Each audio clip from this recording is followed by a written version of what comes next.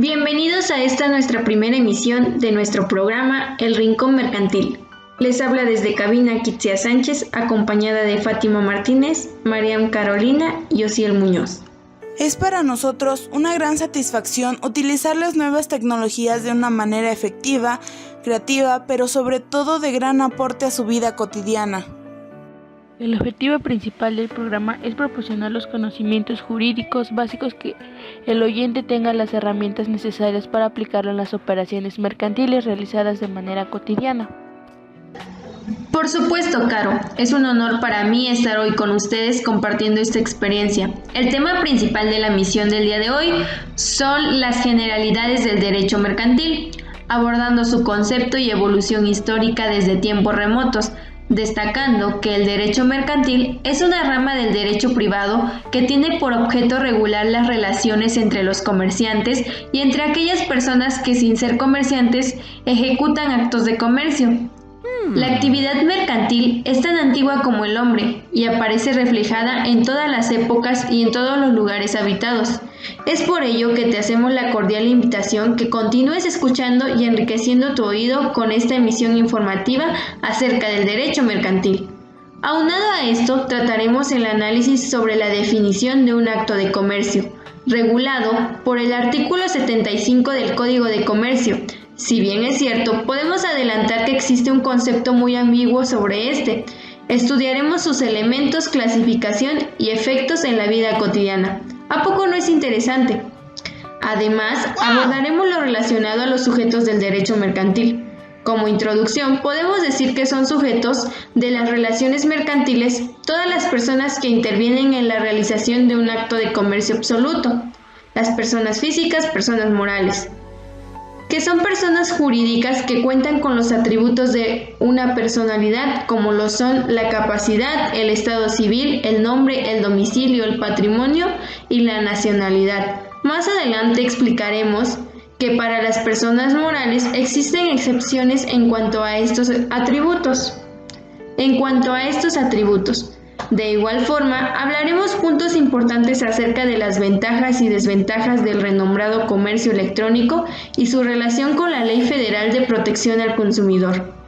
Después de esta pequeña sinopsis, es hora de comenzar. Cabe destacar que la humanidad está regida bajo una normatividad a la que llamamos Estado de Derecho, en la cual todo acto que celebramos va controlado por el Estado.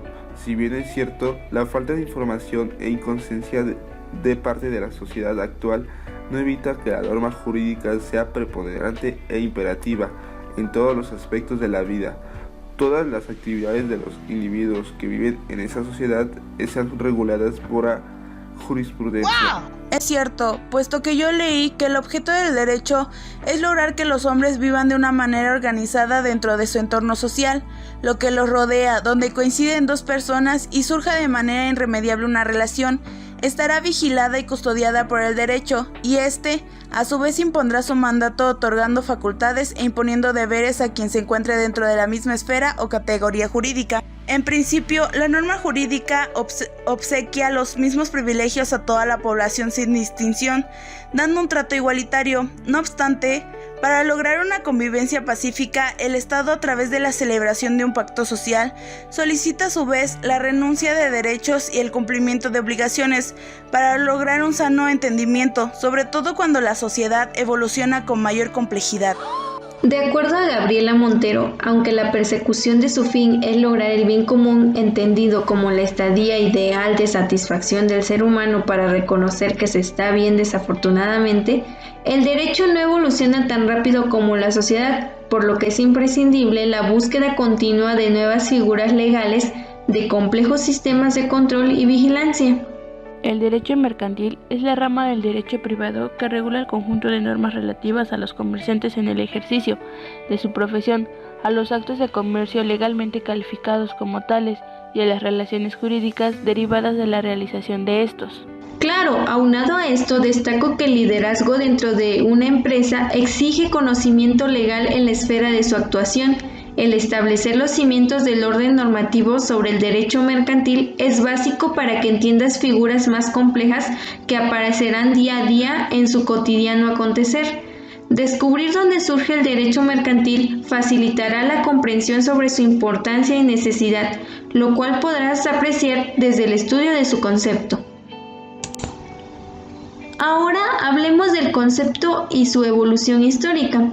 El comercio, en su acepción económica original, consiste esencialmente en una actividad de mediación o interposición entre productores y consumidores, con propósito de lucro. La conveniente división del trabajo impuso la necesidad de que esa acción mediadora fuera realizada por personas especializadas, los comerciantes. Así, desde el punto de vista económico, es comerciante la persona que profesionalmente, habitualmente, practica aquella actividad de interposición, de mediación entre productores y consumidores.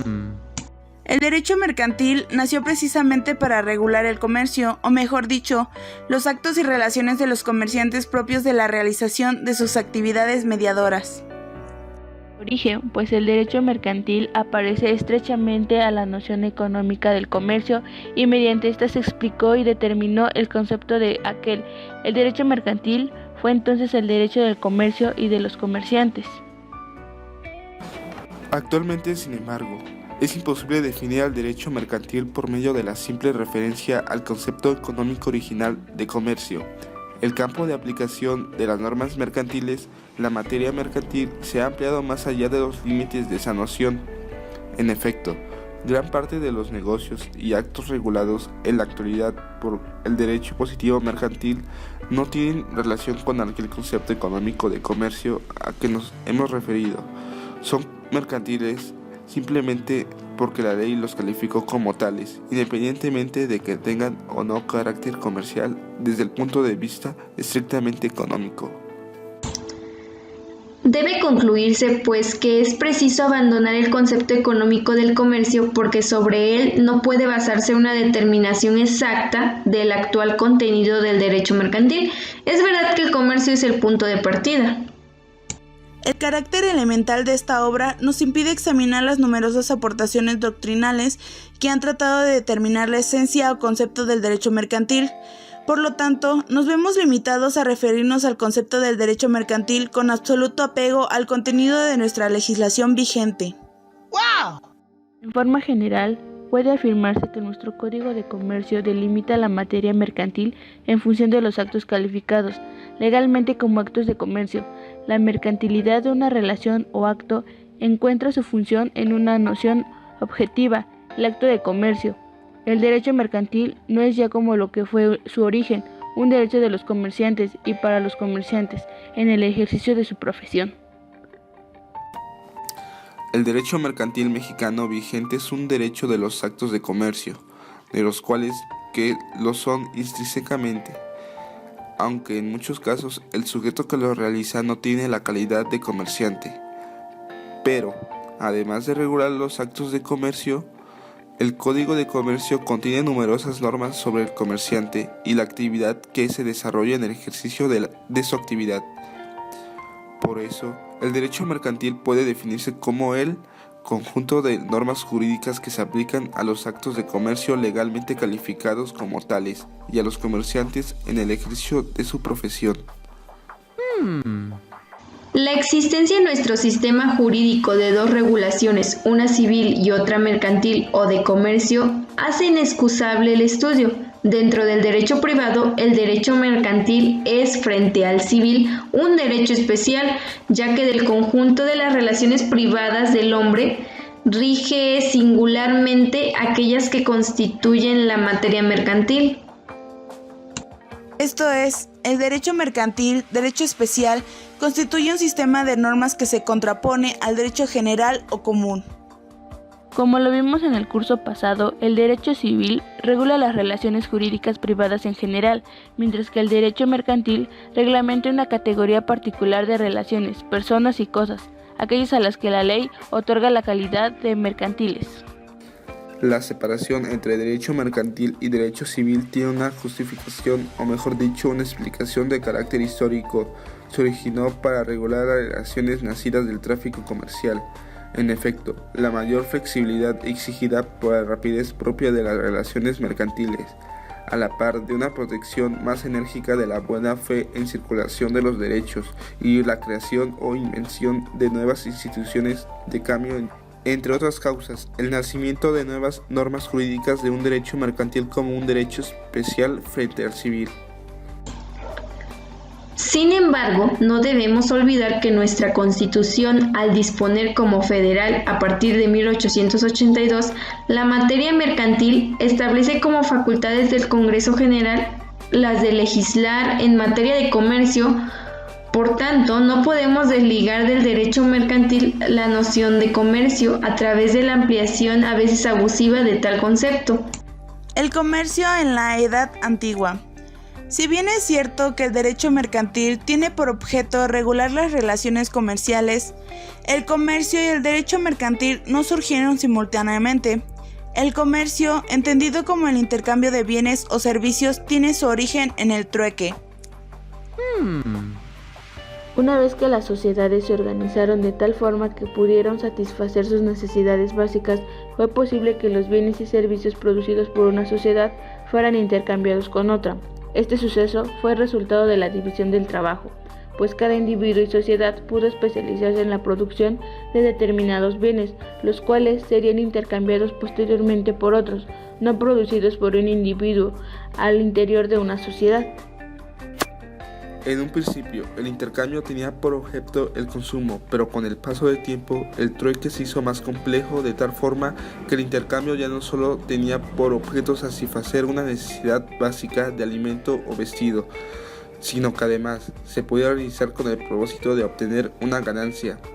En ese momento en el que se hizo necesaria una unidad común de intercambio, dando como resultado la moneda. La introducción de la moneda en el comercio revolucionó la forma y el volumen de las transacciones comerciales. Esa transformación favoreció el desarrollo de las sociedades antiguas. No obstante, durante la Edad Antigua, aun en aquellos casos en los que el comercio alcanzó un desarrollo importante, la actividad comercial no fue regulada por normas especializadas. Las actividades comerciales estuvieron reguladas por las mismas normas que regían a todos los contratos. Por esta razón, el derecho mercantil, tal como lo entendemos actualmente, no existió durante la Edad Media, pues ninguna sociedad desarrolló un conjunto de normas sistematizadas con el propósito exclusivo de regular a las relaciones comerciales, tal como sucede en la actualidad. Como recordaremos, la caída del Imperio Romano marca el inicio de la Edad Media. Esta época se caracterizó por la confusión, la inseguridad y la violencia. El territorio europeo quedó fragmentado como consecuencia de las constantes invasiones de los bárbaros. El feudalismo surgió como una alternativa. El feudalismo nació como un sistema político en el que el señor feudal garantizaba la seguridad de sus siervos al interior del feudo, pues los monarcas eran incapaces de proteger a sus propios súbditos. El feudalismo también implicó una nueva forma de organización social dividida en nobleza, clero y el pueblo llano. Asimismo, el feudalismo se constituyó como un sistema económico caracterizado por la producción para el autoconsumo. Nos enfocaremos a la Baja Edad Media, etapa en la que nació el derecho mercantil. Durante la Baja Edad Media se llevaron a cabo una serie de campañas militares organizadas principalmente por el Papa para recuperar el dominio musulmán a la Tierra Santa. Las cruzadas, como se les conoce a estas campañas militares, tuvieron un efecto determinante en el comercio, pues provocaron el movimiento de personas de Occidente a Oriente y la movilización de las riquezas de un lugar a otro. El auge del comercio, como consecuencia de las cruzadas, a su vez provocó el surgimiento de las grandes ciudades mediterráneas, donde se intercambiaban objetos y especies provenientes de Oriente. Estos sucesos dieron origen a una nueva clase social integrada por los comerciantes. El comercio en este periodo se convirtió en una actividad pujante que rebasó al derecho humano. El derecho romano era formalista y regulaba actos aislados, y por esta razón fue insuficiente para dar solución a los problemas que surgieron en el comercio medieval, pues la actividad comercial alcanzó tal desarrollo que en un mismo día se realizaban múltiples operaciones entre personas provenientes de distintos lugares. Debido a la falta de un marco jurídico adecuado para resolver los conflictos derivados del ejercicio del comercio, los comerciantes medievales se organizaron en gremios de acuerdo a su industria. Los gremios dictaban sus estatus teniendo como base los usos que regían su actividad. Para solución de los conflictos se instituyeron tribunales que aplicaron dichos estatus. El derecho mercantil surgió precisamente en ese momento histórico, pues las normas consuetudinarias de los gremios fueron un sistema de normas diferenciadas que regularon específicamente la actividad de los comerciantes. Como ejemplo de esas normas podemos mencionar al Consulado del Mar del siglo XIII. Los estatutos de los gremios en un principio solo eran aplicables a sus miembros. Esta situación cambió conforme el comercio evolucionó. El comercio floreció a tal grado que las relaciones comerciales no solo tenían lugar entre los comerciantes de distintos gremios, sino también entre ellos mismos.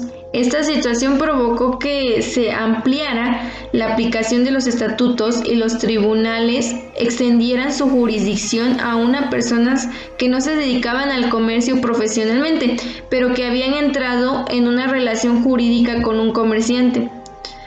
Para finales de la Edad Media, si no mal recuerdo, conforme se fue fortaleciendo el poder del rey, se estableció como requisito la aprobación real para otorgarle validez a los estatutos de los gremios. Una vez que se consolidó el Estado-Nación, los estatutos fueron reemplazados por leyes expedidas por los soberanos, pues estos eran quienes tenían la facultad exclusiva de expedir leyes. El surgimiento del Estado-Nación significó la centralización del poder en el soberano, y como consecuencia, el soberano era quien estaba legitimado para crear normas válidas. Es por esta razón que la costumbre perdió importancia frente a la ley durante esta época. No obstante, es necesario tener en mente que las leyes expedidas por los monarcas fueron resultado de las prácticas comerciales que se habían desarrollado con anterioridad. En este sentido, la costumbre como fuente del derecho aparentemente perdió importancia frente a la ley, pero siguió dando contenido a las normas jurídicas. Un ejemplo paradigmático de legislación mercantil de este periodo podemos mencionar a las ordenanzas de Sevilla de 1510 y ordenanzas de Bilbao de 1737, que fueron leyes expedidas por los monarcas, pero cuyo contenido claramente tenía como base las reglas expedidas originalmente con los gremios. Los cambios en la regulación del derecho mercantil no solo obedecieron a los cambios sufridos en realidad económica y política, sino también en ideas filosóficas del Renacimiento. La revolución industrial del siglo XIX tuvo efectos en el derecho mercantil. La revolución industrial implicó la sofisticación en la producción e intercambio de bienes y servicios con la finalidad de facilitar la regulación del comercio. Se propuso la unificación del derecho privado para dejar a un lado la división entre derecho civil y derecho mercantil. El derecho mercantil experimentó cambios particularmente profundos durante el siglo XX. Durante este siglo se consolidaron el capitalismo y el comunismo como sistemas económicos. Las ideas del comunismo tuvieron una gran influencia en el derecho mercantil para que se crearan normas de protección frente al comerciante, específicamente en lo que se refiere a la tutela del consumidor.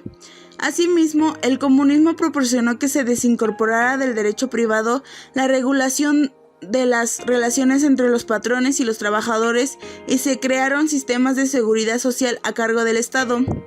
En la segunda mitad del siglo XX cayó el comunismo dando pie a una tendencia privatizadora. Surgieron nuevas formas de financiamiento y se fortaleció el mercado de valores como un instrumento de obtención de créditos. Durante este periodo, el mundo experimentó un desarrollo acelerado de la ciencia y la tecnología y un apogeo en el comercio, dando como resultado la globalización.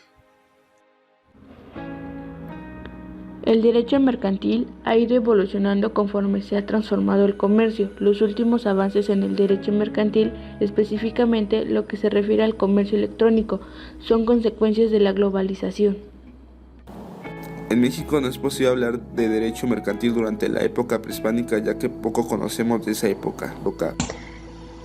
Durante la época colonial, la Corona de Castilla expidió las ordenanzas de Sevilla para regular el comercio de las colonias. Sin embargo, en la práctica se aplicaron en la Nueva España las mismas que regían el comercio en la península ibérica, particularmente las ordenanzas de Bilbao. Debido a la inestabilidad política, social y económica que prevaleció en México después de su independencia, se siguió aplicando la normatividad de la colonia al comercio hasta que en 1857 se expidió el primer Código de Comercio. En 1884 se expidió el segundo Código de Comercio y en 1889 se expidió el tercer Código de Comercio, vigente hasta nuestros días. ¡Wow! Hemos dicho que el derecho mercantil es, frente al civil, un derecho especial, porque el conjunto de las relaciones privadas regulan particularmente aquellas que constituyen la materia mercantil. Esto nos conduce al problema de la delimitación de la materia comercial y más concretamente a la determinación de contenido del derecho mercantil mexicano. Cabe destacar que el Código de Comercio en su artículo primero establece que sus disposiciones son aplicables solo a los actos comerciales. De aquí pudiera desprenderse que en forma absoluta el contenido de nuestro derecho mercantil lo constituyen los actos de comercio. Sin embargo, otras disposiciones del propio Código de Comercio desmienten esta afirmación literal tan categórica. En efecto, el Código de Comercio contiene normas no solamente aplicables a los actos de comercio, sino además a los comerciantes en el ejercicio de su peculiar actividad. Por tanto, el contenido de nuestro derecho mercantil está constituido por el conjunto de normas reguladoras de los actos de comercio y de los comerciantes y su actividad profesional, y de esta consideración deriva nuestro concepto de derecho mercantil expuesto en la introducción de este programa. Ahora bien, aunque no es exacta, como ya dijimos, la afirmación legal de que el ordenamiento mercantil sea exclusivamente regulado por los actos de comercio, sí se puede sostener que la noción del acto de comercio es fundamental. En efecto, la materia mercantil, de acuerdo con el sistema de nuestro Código de Comercio, está delimitada en razón de los actos de comercio, aunque estos no constituyan su único contenido. Eso no quiere significar que el acto de comercio absorba por completo el derecho mercantil. Significa sencillamente que el acotamiento del derecho mercantil se realiza por medio de los actos de comercio, porque son ellos los que reclaman un tratamiento distinto al de los actos sometidos de derecho civil. Con la reserva señalada puede afirmarse que el derecho mercantil en México es principalmente el derecho de los actos de comercio. La doctrina ha sido fecundada en definiciones del acto de comercio, también lo ha sido en su crítica a las formuladas.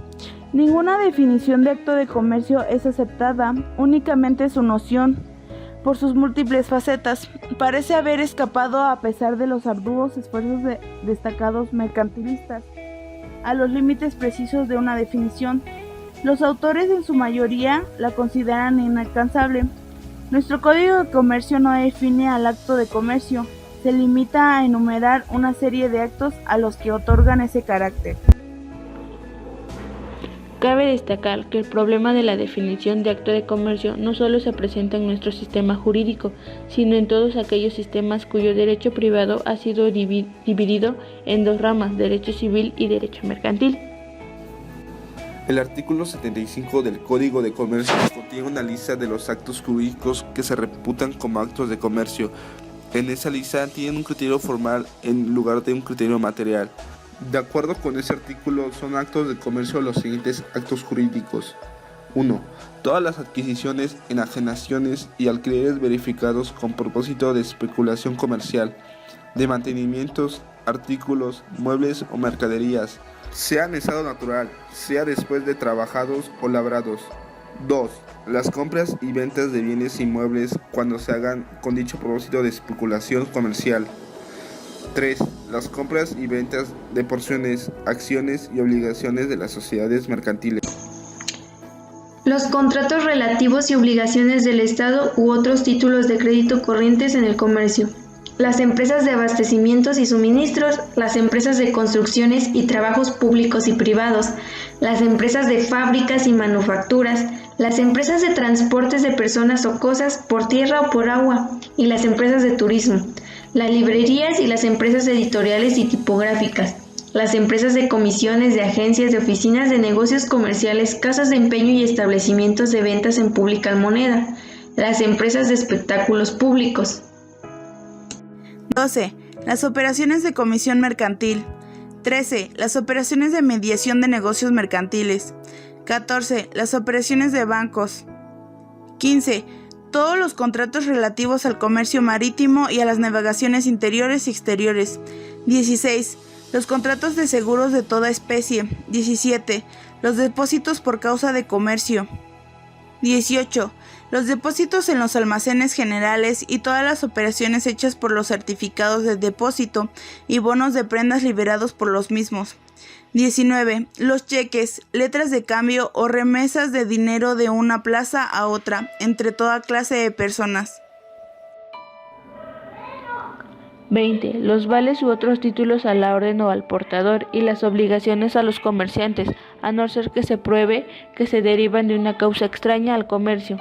21. Las obligaciones entre comerciantes y banqueros si no son de naturaleza esencialmente civil. 22. Los contratos y obligaciones de los empleados de los comerciantes en los que concierne el comercio del negociante que los tiene a su servicio. 23. La enajenación del propietario o el cultivador hagan de los productos de su finca o de su cultivo. 24. Las operaciones contenidas en la Ley General de Títulos y Operaciones de Crédito. 25. Cualesquiera u otros actos de naturaleza análoga a los expresados en este código. En caso de duda, la naturaleza comercial de actos será fijada por arbitrio judicial. Los tratadistas de derecho mercantil están de acuerdo en que la numeración de los actos de comercio contenida en los códigos respectivos no es taxativa, sino enunciativa, y que, por tanto, los diversos actos enumerados son susceptibles de interpretación extensiva y analógica para el efecto de considerar como comerciales actos u operaciones semejantes a los comprendidos en los catálogos legales.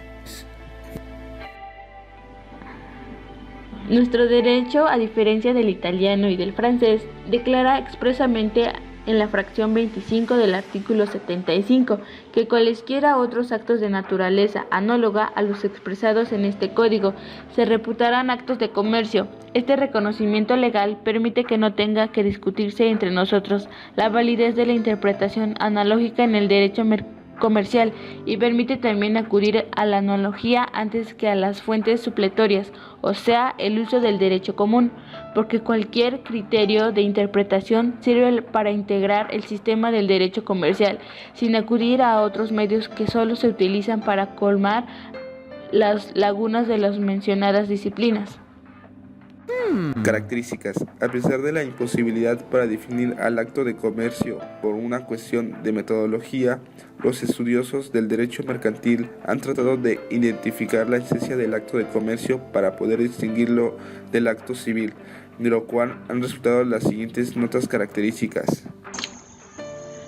Hablemos de los actos con propósito de lucro. El lucro es un término económico que consiste en la obtención de una utilidad ganancia por medio de la especulación. La ganancia es el excedente que se obtiene de los ingresos sobre los egresos, es decir, las ganancias se obtienen cuando los ingresos por una actividad son mayores que los costos generados para realizarla. Por ejemplo, el productor, el cafetalero, se dedica al cultivo del café. Este año produjo 3 hectáreas de café, las que le costaron aproximadamente 15,800 pesos producir entre mano de obra, suministro, administración, infraestructura, etc. El productor cafetalero vende 3 hectáreas de café a 25,280 pesos a la fábrica cafetera de Occidente SADCB, que vende productos a base de café. La ganancia del productor, el cafetalero, por la producción y venta es de 9,480 pesos. Aunado al concepto de ganancia, esta es la especulación. La especulación está íntimamente ligada al lucro y va de la mano de la ganancia, pero la especulación no es sinónimo de lucro ni de ganancia. La especulación consiste en la obtención de una ganancia con base a las variaciones en los precios de compra y venta. Las variaciones en los precios de compra y venta implican a su vez un riesgo, posibilidad de una pérdida, pues mayor variabilidad, mayor será la ganancia esperada, pero mayor será el riesgo de pérdida. Por ejemplo, cuando hablamos del comercio al extranjero y la variación del peso frente al dólar, euro, entre otras monedas, el precio de venta y compra es variable. Existe una variación, cambiaría, en ocasiones puede ser utilidad o pérdida o cambiaría. Debido a que el lucro es la obtención de una ganancia con base en las variaciones en los precios de compra y venta, esto implica que el acto jurídico por medio del cual se obtiene la ganancia no tiene como finalidad el uso o consumo personal, pues solo a través de intercambios sucesivos se puede obtener provecho del alza o baja en los precios. En otras palabras, el lucro implica la obtención de una ganancia por la ganancia misma y no para satisfacer una necesidad. De ahí que este elemento sea utilizado para distinguir a los actos de comercio de los actos civiles.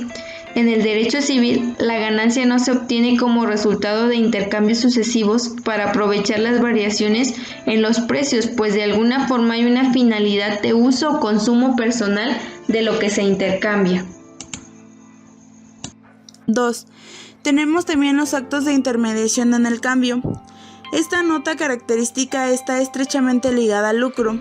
La intermediación en el cambio implica que lo que se intercambia no es para uso o consumo personal, pues el beneficio que se busca en las transacciones comerciales solo es posible a través del intercambio sucesivo para aprovechar las variaciones en el precio. Como consecuencia, la intermediación en el cambio implica la interposición de un tercero entre el productor de un bien o servicio y el consumidor final para facilitar el intercambio entre estos dos. La intermediación en el cambio no es una nota característica de los actos civiles porque al tratarse de actos que se realizan con una finalidad de uso o consumo personal, el intercambio se agota con el acto mismo, pues no hay intercambios sucesivos. Exacto, esto no quiere decir que no será posible un intercambio posterior en derecho civil, como frecuentemente sucede con los bienes que no se agotan con su uso o consumo, por ejemplo, un automóvil, pero el intercambio sucesivo no es de lo que motiva al acto civil. De igual forma tenemos a los actos masivos. Cuando hablamos de actos masivos, no solo nos referimos a la cantidad de actos llevados a cabo por una persona en particular, sino también a la cantidad de personas que llevan a cabo un determinado tipo de acto con respecto a una sola persona. En los actos de comercio, la cantidad de actos realizados por una persona son numerosos, porque las ganancias se obtienen a través de un intercambio sucesivo. Un acto aislado nos permite el lucro. En los actos civiles, por el contrario, precisamente porque la finalidad de uso o consumo personal está presente, los actos son aislados. Intercambiar más de lo que se usa o se consume conlleva un costo mucho mayor del beneficio que se obtiene. Por ejemplo, un comerciante de la central de abastos de Huitzcolotla compraba 1 tonelada de chiles en una semana para revenderlos. Mi mamá compra solo de 1 a 2 kilos en una semana para cocinar. En definitiva, una ama de casa no podría comprar 1 tonelada en una semana para cocinar, no solo por su costo, sino porque se le echarían a perder en su casa. 4. Por último tenemos a los actos realizados por empresas. Esta característica no ha sido adoptada de forma unánime por los mercantilistas, por las razones que expondremos a continuación. La empresa, como se explica más adelante, en una actividad que consiste en la organización de bienes materiales, inmateriales y recursos humanos con el propósito de producir un bien o un servicio. Por esta razón, se ha afirmado que solo realiza actos de comercio quien se titula de una empresa, el empresario. En muchos sistemas jurídicos, el concepto de empresa es utilizado como criterio para distinguir el derecho civil del derecho mercantil. Desafortunadamente, para nuestro sistema jurídico, ese criterio solo crea más confusión porque la empresa no está reconocida por el derecho. Erróneamente, en nuestro país, la empresa identificada con las personas morales, con los comerciantes e incluso con los bienes o el establecimiento del comerciante. Pero la empresa no está reconocida jurídicamente como un derecho, ni como una obligación, ni como un bien, ni como un sujeto del derecho, ni mucho menos como una persona. Esta nota característica también es problemática porque el derecho mercantil incluye varios actos que no necesariamente tienen que ver con una empresa. Por esta razón, en nuestro sistema jurídico, este elemento no ha sido adoptado unánimemente por la doctrina. Las notas características que han sido identificadas por la doctrina mercantilista no han sido suficientes para distinguir a los actos de comercio, particularmente cuando se trata de determinar la ley aplicable. Por esa razón, la doctrina ha puesto diversas clasificaciones del acto de comercio. En ese texto anunciaremos la calificación de los actos de comercio, según el maestro Roberto Mantilla Molina. Actos esencialmente civiles. De acuerdo con este autor, para distinguir a los actos de comercio es necesario primero descartar a los actos jurídicos que son esencialmente civiles. Dichos actos son aquellos que solo están regulados por el derecho civil, nunca por el derecho mercantil. Los actos esencialmente civiles están regulados solo por el derecho civil, porque no implican actos de intercambio de bienes o servicios, sino actos jurídicos que tienen como base derechos personalísimos. No pueden renunciarse a ellos, tampoco transmitirse, ni enajenarse, ni embargarse. Estos actos se refieren a los comprendidos por el derecho familiar y el derecho sucesorio. 2. Actos absolutamente mercantiles. En segundo lugar tenemos los actos absolutamente mercantiles. Estos actos son aquellos que están regulados solo por el derecho mercantil, nunca por el derecho civil.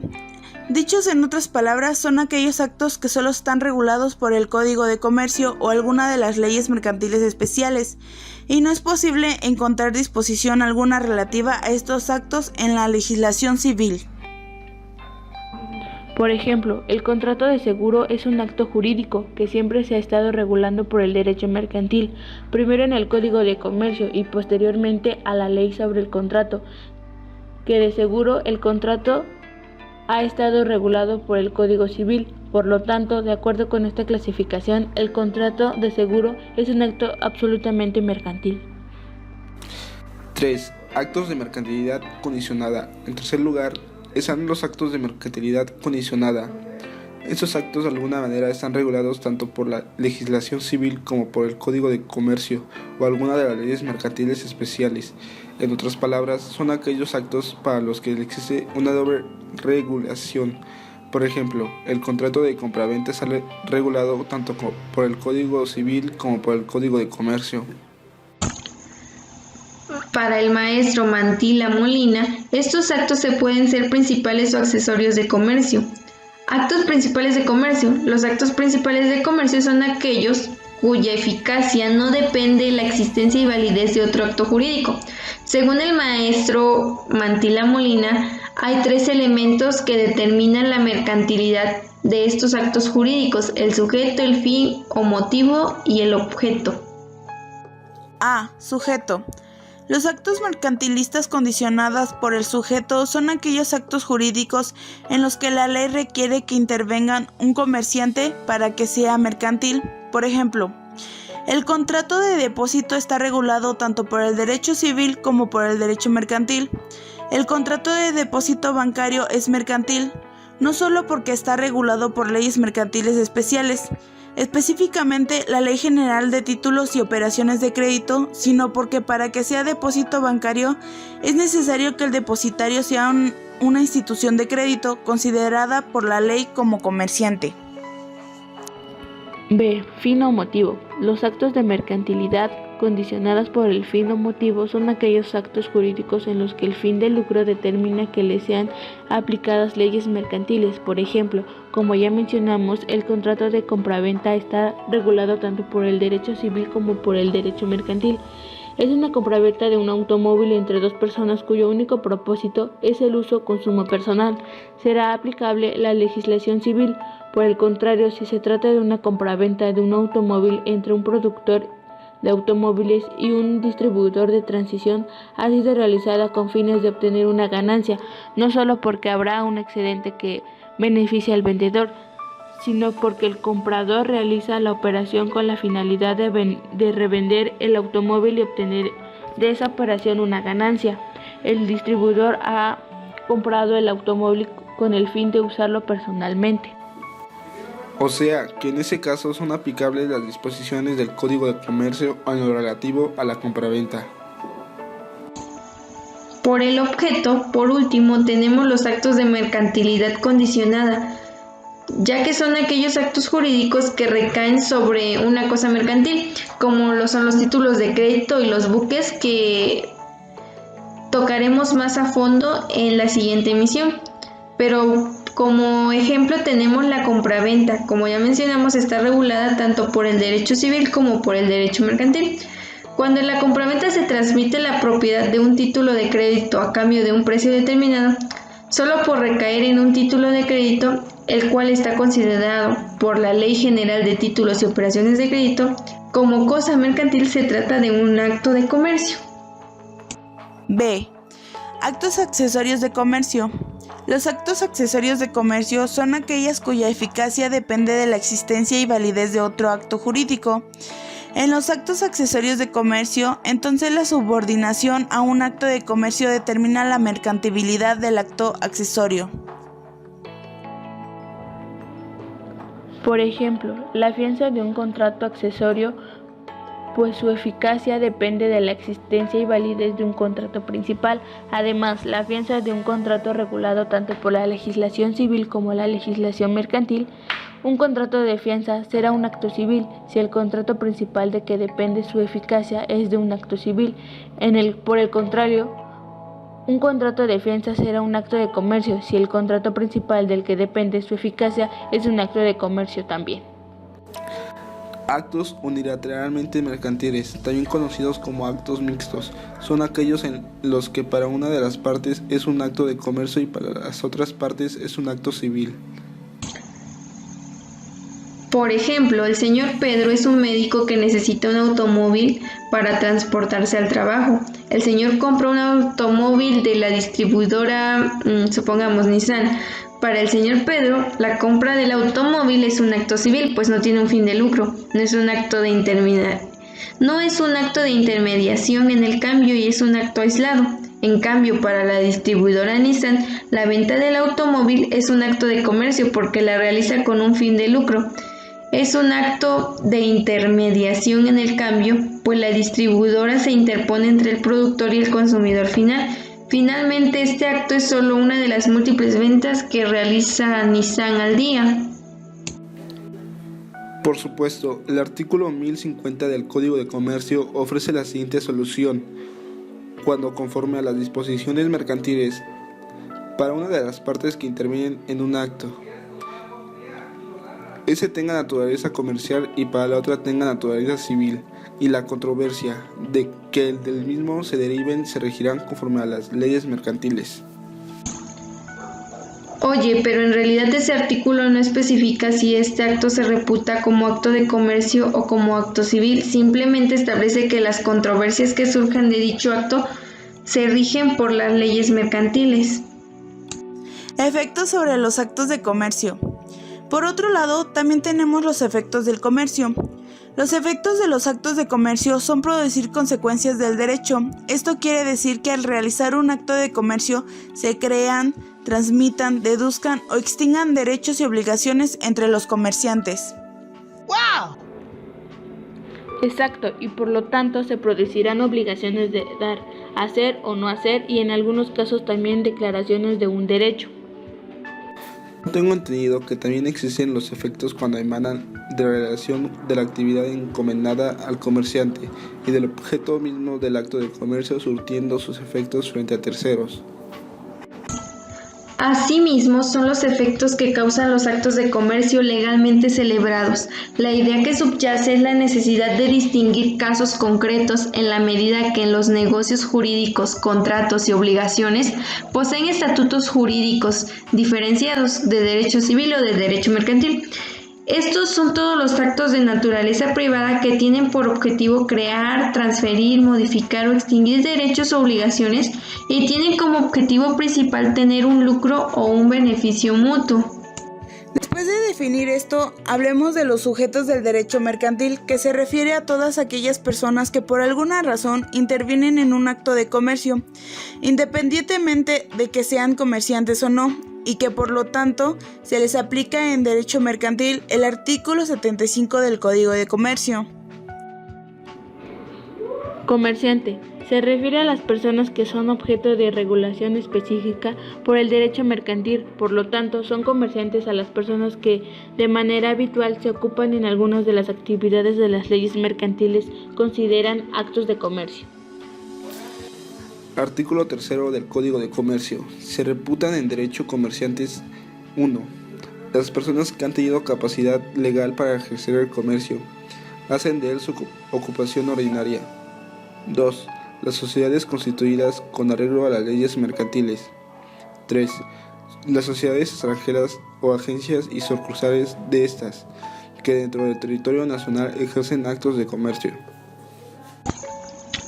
Hablemos de clasificación de comerciantes. Tenemos al comerciante individual, que es el sujeto que ejerce una actividad en nombre propio y con una finalidad de lucro. Mediante una organización adecuada, este se diferencia de los demás comerciantes gracias a la habitualidad, es decir, el comercio es el medio de vida. Quiere decir que desde el agente libre de comercio hasta el empresario de una gran fábrica de productos metalúrgicos son comerciantes o empresarios individuales si no han constituido una sociedad con personalidad jurídica que explote mercantilmente la referida actividad empresarial. El comerciante o empresario individual pues responde de las deudas de su negocio o empresa, no solo con el patrimonio de esta, sino también con el suyo propio. El simple hecho de que gire con un nombre comercial no cambia dicha responsabilidad. Comercio interior es aquel que se realiza entre personas que se hallan presentes en el mismo país, sujeto a la misma jurisdicción. Comercio exterior es el que se efectúa entre personas de un país y las que viven en otro. Comercio terrestre y comercio marítimo. Ambos hacen referencia al modo de transportar la mercancía y cada una es propia de una rama de derecho mercantil que llevan el mismo nombre. De acuerdo al artículo 576 del Código de Comercio, el contrato de transportes por vías terrestres o fluviales de todo género se reputará mercantil cuando tenga por objeto mercaderías o cualesquiera efectos del comercio. Cuando siendo cualquiera su objeto sea comerciante el porteador o se dedica habitualmente a verificar transportes para el público. Comercio mayorista es la actividad de compraventa de mercancía cuyo comprador no es consumidor final de la mercancía. La compra con el objetivo de vendérsela a otro comerciante o una empresa manufacturera que la emplee como materia prima para su transformación en otra mercancía o producto. Como el ejemplo anteriormente mencionado del cafetalero, le vende a la fábrica. Comercio minorista es la actividad de compraventa de mercancía cuyo comprador es el consumidor final de la mercancía, es decir, quien lo usa o consume de la mercancía. Estos pueden ser todos aquellos agricultores que cultivan para vender el producto en sus comunidades rurales. También tengo entendido que hay ciertos tipos de personas que no pueden ejercer el comercio. ¿Es cierto esto? Sí, mira, hay ciertos tipos de personas que tienen prohibido ejercer el comercio de acuerdo al Código de Comercio en su artículo 12. No pueden ejercer el comercio: 1. Los corredores; 2. Los quebrados que hayan sido rehabilitados; 3. Los que por sentencia ejecutoriada hayan sido condenados por delito contra la probidad, incluyendo en estos la falsedad, el peculado, el cohecho y la concusión. La limitación a lo que se refiere la fracción anterior comenzará a surtir efectos a partir de lo que cause ejecutoria la sentencia respectiva y durará hasta que se cumpla con la condena. Aclaremos algunos aspectos. 1. Los corredores. Se trata aquí de los corredores públicos. Esa figura jurídica estaba contemplada en el título 3 del Código de Comercio. No obstante, los artículos 51 al 74 fueron derogados por el artículo 2 transitorio de la Ley Federal de Correduría Pública, publicado en el Diario Oficial de la Federación del 29 de diciembre de 1992. El corredor público realiza diversas funciones establecidas con el artículo 6 de la ley antes citada, siendo la más conocida ser un feudatario en los actos mercantiles, además de ser agentes auxiliares del comercio. Los quebrados. Anteriormente existía la ley de quiebras y suspensión de pagos que fue abrogada por la ley de concursos mercantiles. En esta ley existen 2 etapas, la de conciliación y la de quiebra. A las personas que lleguen a esta última etapa y sean declarados así por una sentencia, se le aplicará la prohibición en tanto no sean rehabilitados. No obstante, no se especifica en el código cómo se realizará este. 3. Los que por sentencia ejecutoriada hayan sido condenados por delitos contra la propiedad, tales como robo, fraude, abuso de confianza, asimismo como la falsedad, peculado, cohecho y concusión. Personas físicas y personas morales. Ahora bien, en el gran mundo del intercambio comercial, la figura central que destaca es la de las empresas de carácter mercantil, persona jurídica. Las empresas, para exteriorizar su actividad, requieren de personalidad jurídica, la cual trae aparejada el ejercicio de los derechos y el cumplimiento de las obligaciones, tema que a su vez nos lleva al estudio de la legitimación. García Meines, 1980. Destacó que jurídicamente se clasifican en 2 grupos, las físicas y las morales. Las primeras aluden al ser humano considerándolo como ente individual capaz de asumir obligaciones y ser titular de derechos. Las segundas se refieren a aquellos entes dotados de personalidad jurídica que suelen designarse como personas colectivas, persona social o persona moral. En esta investigación se utilizará el último término para hacer alusión a esta.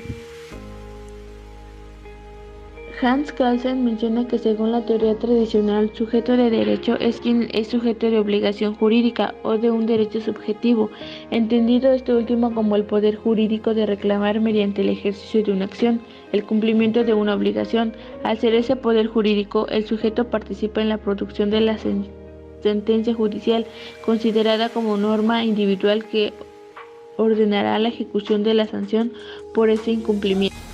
Resumiendo, para Kelsen, la persona física y la jurídica no son más que un conjunto de derechos y obligaciones que unidos se expresan metafóricamente en el concepto de persona. Así, la persona física o jurídica tienen como portador obligaciones jurídicas y derechos subjetivos que se expresan metafóricamente en el concepto de persona, que no es más que la personificación de esa unidad. García Meines define a la persona como todo ente capaz de tener facultades y deberes. Menciona que las personas jurídicas se dividen en físicas y morales. El primero se refiere al hombre como sujeto de derechos y obligaciones. El segundo le enfoca a las asociaciones dotadas de personalidad como un sindicato o una sociedad mercantil.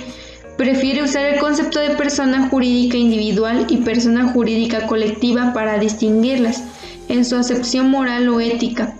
Persona es un sujeto dotado de voluntad y razón, es capaz de proponerse fines libremente y encontrar medios para realizarlos. Bueno, en realidad, todos los seres humanos somos personas físicas, compuestos por un esqueleto, células y todo lo demás que vemos en la escuela, solo que en términos jurídicos existen algunas diferencias entre las personas. En México, según el Código Fiscal de la Federación, existen 2 tipos de personas, las personas físicas y las personas morales. Compañeros, ¿alguien de ustedes me podría decir en qué consiste esto? Bueno, yo tengo entendido que una persona física es todo miembro de la especie humana con la posibilidad de adquirir derechos y contraer obligaciones. Exacto, pero también tenemos entendido que en los tiempos del derecho romano, este se utilizaba para referirse a toda aquella persona que por el hecho de nacer y de existir, esta ya está dotada por un conjunto de atributos dados por el derecho. Asimismo, está caracterizada por tener una personalidad jurídica. ¿Alguien de ustedes me podría explicar qué es una persona moral? Bueno, una persona moral es el conjunto de personas físicas que se unen con un fin específico, por ejemplo, para formar una sociedad o una empresa. Tienes un buen concepto. También podemos agregar que ese tipo de persona no tiene existencia real como tal, sino más bien es una ficción del derecho para dar reconocimiento a una entidad individual e independiente, conformada por un grupo de personas físicas. O en pocas palabras, una organización de personas que se unen para conseguir un fin lícito conocido como objeto social. puede contraer obligaciones, gozar de dichos derechos y estar formada por personas físicas u otras personas morales. Las personas morales pueden ser públicas, privadas o sociales. La Constitución Política en sus artículos 5, 13, 14, 16, 20, fracciones 5 y 9, entre otros, utiliza el vocablo personas para referirse tanto a las personas físicas como a las morales, considerándolas como sujetos de derechos en la hipótesis genéricas que regulan esos preceptos. De tales supuestos normativos se desprenden que el texto constitucional alude a quienes son titulares de garantías individuales, comprendiendo tanto a las personas morales como a las físicas. Luego se deduce que el elemento principal le reconoce a la persona jurídica es el relativo a los derechos subjetivos plasmados como garantías.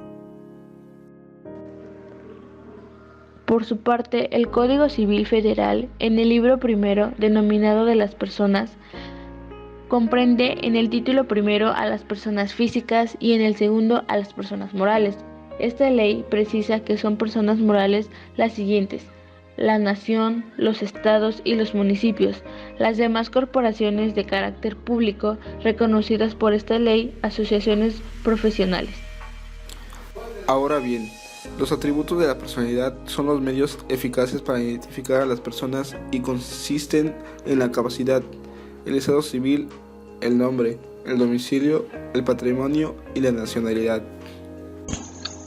Para las personas morales se consideran atributos de la personalidad los mismos que para la persona física, excepto el estado civil o familiar y el patrimonio. Hablemos sobre las obligaciones de las personas físicas y morales, sobre el pago de impuestos. Las personas físicas y las personas morales están obligadas a contribuir para los gastos públicos conforme a las leyes fiscales respectivas. Las disposiciones de este código se aplicarán en su defecto y sin prejuicio de los dispuestos por los tratados internacionales de los que México sea parte. Solo mediante ley podrá destinarse una contribución a un gasto público específico. Artículo 1. Código Fiscal de la Federación. Las contribuciones se clasifican en impuestos, aportaciones de seguridad social, contribuciones de mejoras y derechos, las que se definen de la siguiente manera. Sobre el alta de la Secretaría de Hacienda y Crédito Público, inscribirse o darse de alta, llevar contabilidad y conservarla, expedir y conservar comprobantes fiscales por la actividad que realice, presentar declaraciones informativas, formular un estado de posición financiera y levantar inventario de existencia al 31 de diciembre de cada año, presentar declaración anual. Expedir constancias. Si tiene trabajadores, deberá entregarles constancias de las percepciones que les pague y las retenciones que les efectúe a más tardar en el mes de enero de cada año. Efectuar retenciones. Se deberá efectuar la retención del impuesto sobre la renta cuando se pague sueldos o salarios a trabajadores y en su caso entregarles en efectivo la cantidad que se resulte a su favor por concepto del crédito de salario. Otras obligaciones son llevar un registro específico de las inversiones por las que se tomó la opción de deducción inmediata, calcular en las declaraciones anual del impuesto sobre la renta la participación de los trabajadores en las utilidades de la empresa, el PTU. Obligaciones administrativas, Secretaría de Relaciones Exteriores. En el caso de sociedades, la Secretaría de Relaciones Exteriores, por medio de la Dirección General del Permiso, artículo 27 constitucional, autoriza la constitución de una sociedad. Aquí la SRE resuelve la denominación o razón social no está registrada con anterioridad y autoriza la determinación del trabajo social. Constitución de la sociedad, notario público, registro público, de comercio en el caso de sociedades. La constitución de la sociedad se formaliza mediante un contrato social denominado escritura constitutiva que establece los requisitos y reglas a partir de los cuales habrán de funcionar la sociedad. Entre otras cosas, contienen datos generales de los socios, objeto social, denominación o razón social, duración de la sociedad, importe del capital social, domicilio social, órgano de administración, vigilancia y las bases para la liquidación. Bueno, hablando del registro ante la Secretaría de Hacienda y Crédito Público, también debe efectuarse, además de la Secretaría de Salud, donde nos dice que las actividades relacionadas con la salud humana requieren obtener en un plazo no mayor de 30 días de la Secretaría de Salud o de los gobiernos estatales una autorización que podrá tener la forma de licencia sanitaria, permiso sanitario, registro sanitario o tarjetas de control sanitario. Esta licencia tiene por lo general una vigencia de 2 años y debe revalidarse 30 días antes de su vencimiento. 2.5. Instituto Mexicano del Seguro Social. El patrón y los trabajadores deben inscribirse en el Instituto Mexicano del Seguro Social dentro de un plazo no mayor de 5 días de iniciadas las actividades. Al patrón se le clasificará de acuerdo con el Reglamento de Clasificación de Empresas y Denominaciones del Grado de Riesgo del Seguro Social del Trabajo, base para fijar las cuotas que deberá cubrir. 2.6. Institución bancaria. En el banco seleccionado se abre la cuenta de cheques y se recurre a solicitar financiamiento. Se paga todo tipo de impuestos, al igual que servicios tales como electricidad, teléfono y gas, entre otros, y se presentan declaraciones aun cuando no originen pago.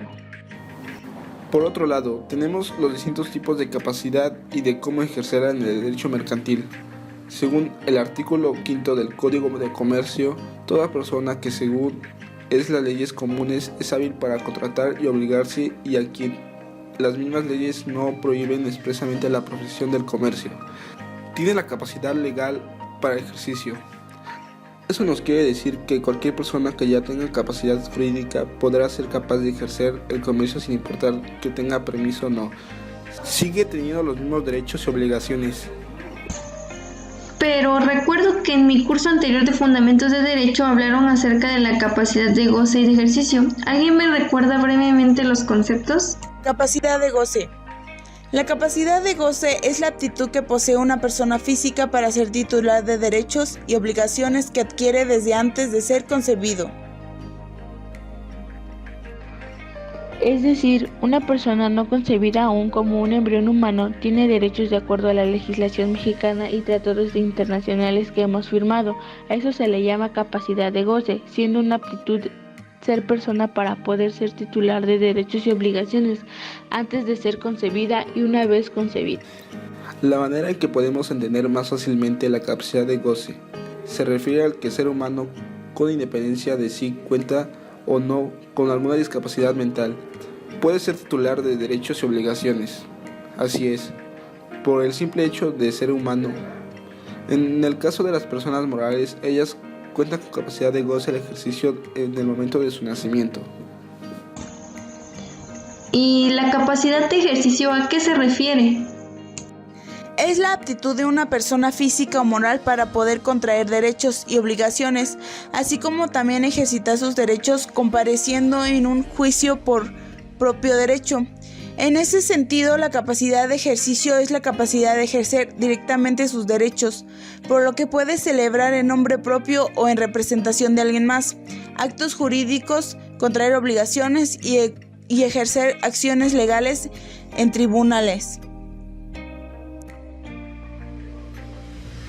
Pasemos al siguiente subtema, acerca de las prohibiciones e incompatibilidad. El principio de libertad de empresa, constitucionalmente reconocido, está limitado por la exigencia de determinados requisitos de capacidad y por el establecimiento de prohibiciones e incompatibilidades. El incapaz no puede ser objeto de prohibiciones, ya que aunque practique el comercio no es comerciante por carecer de los requisitos legales necesarios, mayoría de edad, salud mental, etc.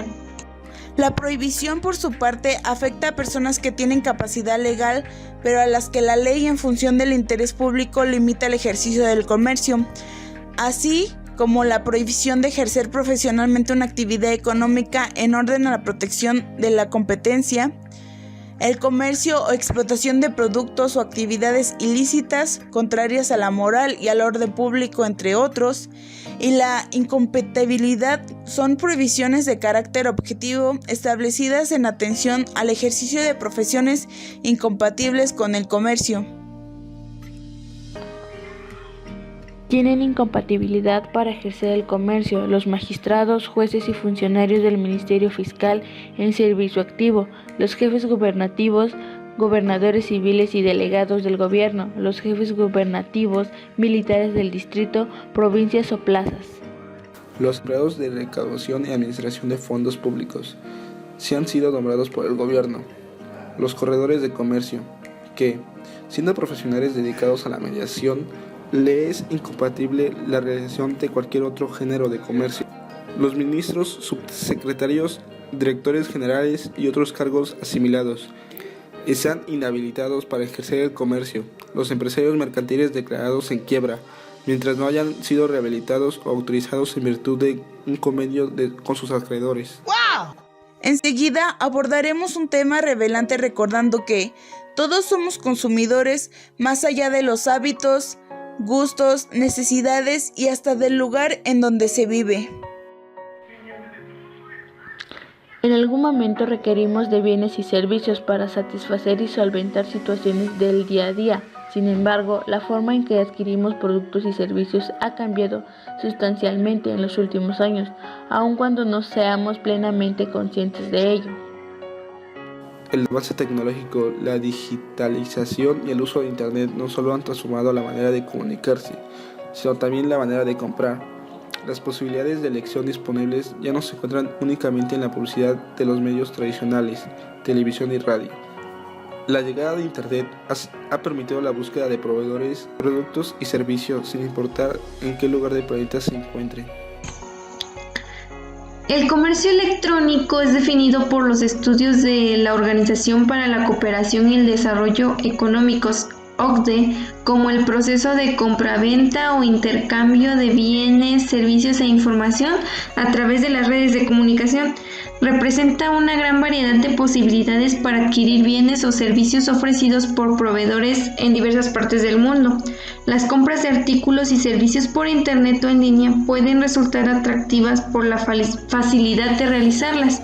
Sin embargo, es importante que los ciberconsumidores tomen sus precauciones para evitar ser víctimas de prácticas comerciales fraudulentas. El ciberconsumismo mexicano está protegido cuando realiza compras por internet. La Ley Federal de Protección al Consumidor contiene disposiciones generales sobre comercio electrónico en su capítulo 8 de los derechos de los consumidores en las transacciones efectuadas a través del uso de medios electrónicos, ópticos o de cualquier otra tecnología. En México, la Procuraduría Federal del Consumidor, Profeco, a través de la Dirección General de Estudios sobre el Consumo, realiza desde el 2004 el monitoreo de tiendas virtuales. Este programa tiene por objeto revisar los sitios mexicanos que comercializan sus productos y o servicios a través de Internet, cuenten con los elementos dispuestos en el artículo 76 de la Ley Federal de Protección del Consumidor. El artículo 76 bis de la Ley Federal de Protección al Consumidor contiene disposiciones en las relaciones entre proveedores y consumidores en las transacciones efectuadas a través del uso de medios electrónicos, ópticos o de cualquier otra tecnología. Con base de lo dispuesto en la ley, se verificará que los sitios mexicanos que comercializan sus productos son la política o aviso de privacidad, seguridad en datos personales y financieros, domicilio físico, número telefónico físico, descripción detallada de bienes o servicios, costos totales, los impuestos, formas de pago, condiciones de envío o entrega y finalmente las condiciones de cancelación, devolución o cambio. De igual forma, la Profeco te hace algunas recomendaciones antes, durante y al terminar una compra en línea. Antes de realizar las transacciones, infórmate sobre la identidad del proveedor. El vendedor debe especificar su domicilio físico, número de telefónico, dirección de correo electrónico u otras de contacto. De esta forma, en caso de tener algún problema con tu transacción, contactarás con la información necesaria para contactarlo y realizar las reclamaciones o aclaraciones necesarias. Los costos. El vendedor debe iniciar el precio del bien y en moneda nacional. Los gastos de envío e impuestos. Así sabrás el precio total que pagarás por el producto o el servicio. Las formas de pago disponibles, revisarlas y asegurarte de elegir lo mejor que se adapte a tus necesidades. Las medidas de seguridad necesarias. Verifica que el sitio cuente con un certificado de seguridad vigente para la protección de tus datos personales y financieros. Las restricciones, limitaciones o condiciones de compra. Algún sitio tiene restricciones de compra, las cuales deben ser señaladas durante la transacción. Las limitaciones más comunes son geográficas o respecto al número de productos que se pueden adquirir. Las condiciones de entrega. El proveedor debe especificar el tiempo aproximado de entrega y la forma de envío. En sitios extranjeros, revisa que efectivamente realicen envíos a México. Las condiciones de devolución, reembolso y cancelación. Cuando realizas alguna transacción en línea, el sitio debe proporcionarte información relacionada con las políticas de cancelación, devolución, reembolsos y cambios. Verifica los términos y condiciones para evitar sorpresas. Si quieres hacer alguna compra, te sugerimos leer dichas políticas y comprar solo en ese caso de estar de acuerdo con ellas. Existen devoluciones con restricciones, por ejemplo, discos compactos y programas de cómputo, que en algunos casos únicamente pueden ser devueltos cuando no han sido abiertos. En otros casos no existen devoluciones, por ejemplo, adquirir música en formato MP3 y ropa interior, entre otros. La descripción del producto o servicio que vas a adquirir. Asegúrate de leer detenidamente la descripción del producto o servicio a comprar y evita sorpresas. No te quedes solo con la información de las fotografías y revisa con detalle todas las especificaciones descritas. Las políticas de privacidad. Antes de registrarte o realizar tu compra, el sitio te dará a conocer cómo, para qué y quiénes van a tener acceso a la información que proporciones, así como qué información compartirá con otras empresas y con qué fines. La información contenida en su publicidad. Revisa que corresponda a lo que realmente se te ofrece. Ante publicidad engañosa, denuncia al número del consumidor 55 68 87 22 en la Ciudad de México o al 01 800 468 87 22 en el resto del país, o envía un correo a publicidadengañosa@profeco.gov.mx. Durante el proceso de la compra, observa que la página en donde vas a proporcionar tu información personal cuente con un candado SSL vigente para proteger tus datos personales. Revisa durante tu registro o proceso de compra si existe algún campo en el que autorices recibir avisos comerciales o boletines. Si aceptas, probablemente recibirás publicidad en tu correo electrónico. Asegúrate que la página cuente con un candado SSL vigente para la protección de tus datos financieros. Si tu forma de pago será con tarjeta de crédito o de débito. Una vez terminada la compra, conserva el número de identificación de la compra, identificación del vendedor y de los correos electrónicos que intercambiaron. Todo esto para que cuentes con comprobantes de la transacción. Si realizas tu compra a través de un marketplace, sitios como Mercado Libre, Amazon o Linio, donde el vendedor no es el propio sitio, sino un tercero, y en caso de controversia por una transacción, te aviso al sitio para que tengan un conocimiento de que un vendedor está actuando presuntuosamente de manera ilícita. Algunos sitios cuentan con un programa de protección al consumidor en los que el comprador está cubierto por el vendedor, no entrega el producto acordado. Pero, ¿cuáles son las ventajas y desventajas del comercio electrónico?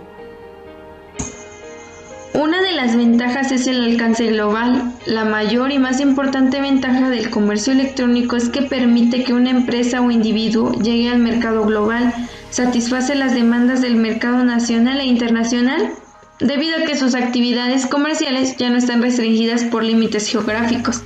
Con la ayuda del comercio electrónico, incluso las pequeñas empresas pueden acceder al mercado global para vender y comprar productos y servicios. 2. Abierto las 24 horas.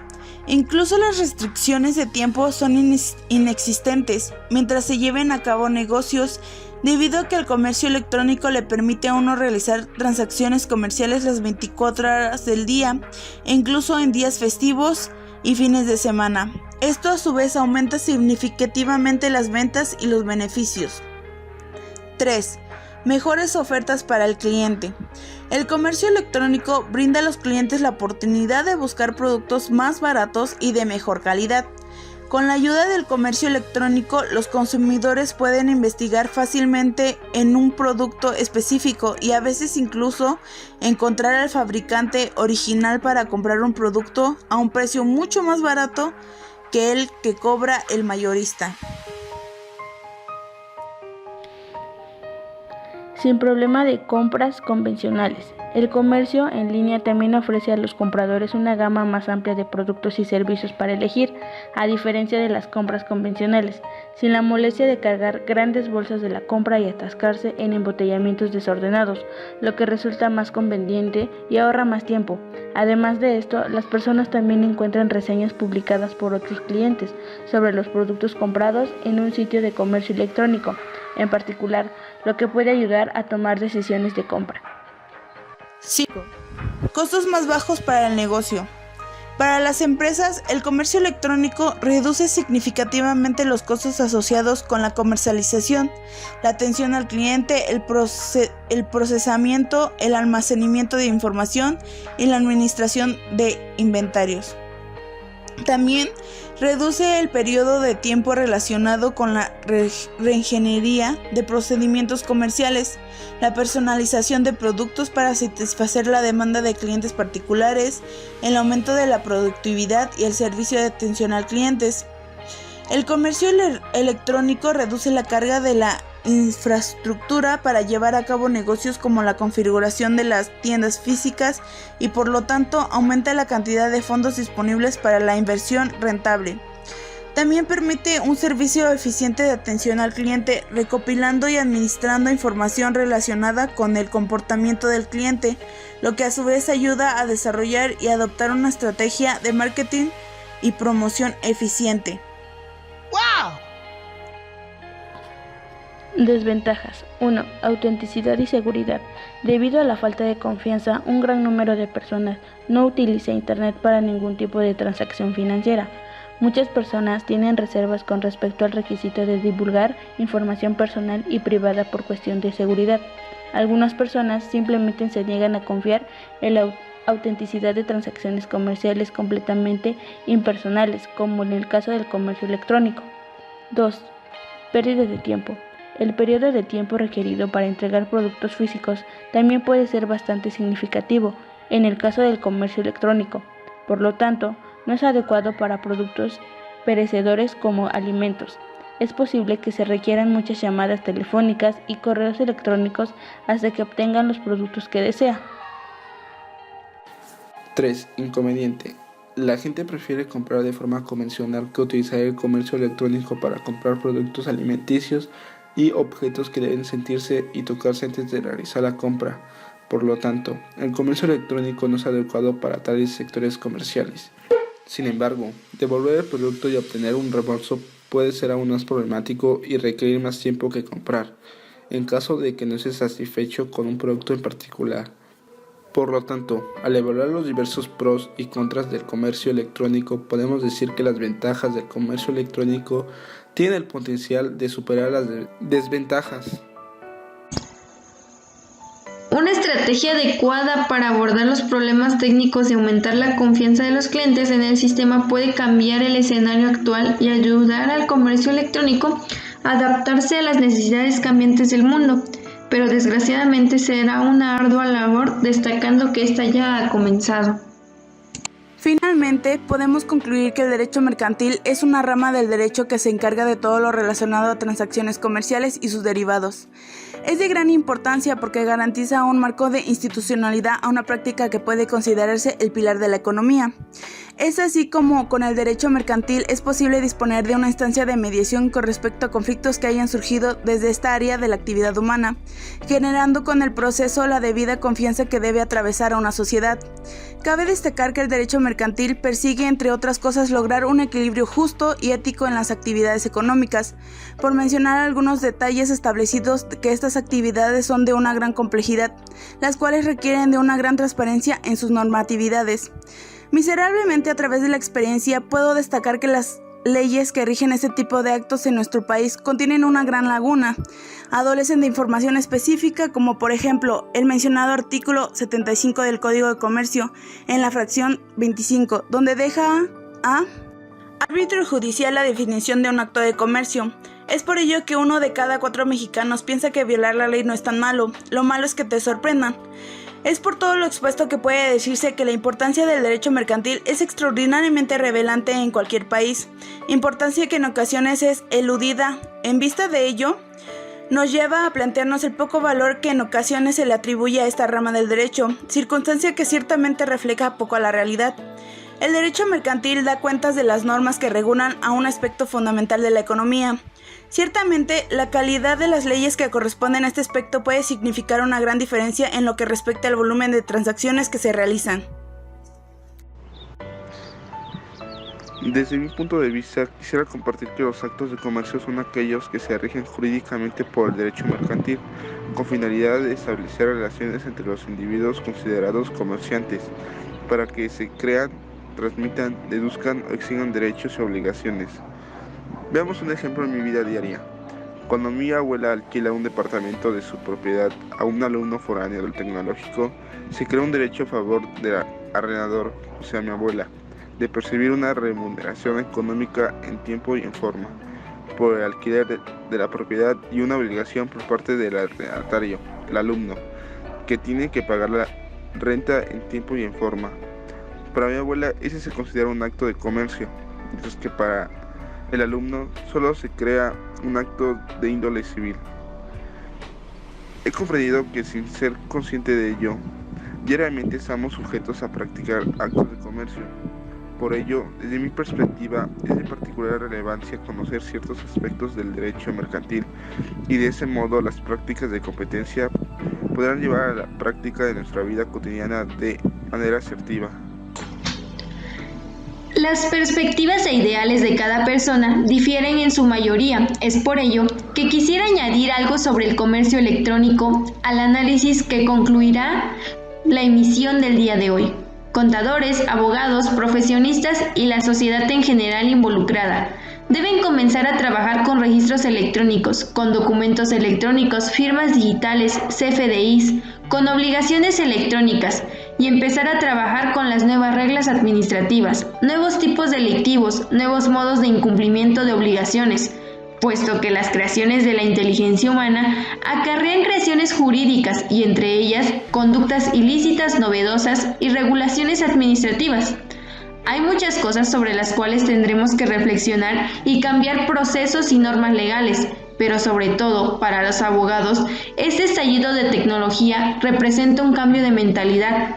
Aceptar la tecnología nos hace sentir inseguros ante la novedad, como lo dice San Bernardo de Claraval. La novedad es madre de la temeridad, hermana de la superstición e hija de la ligereza.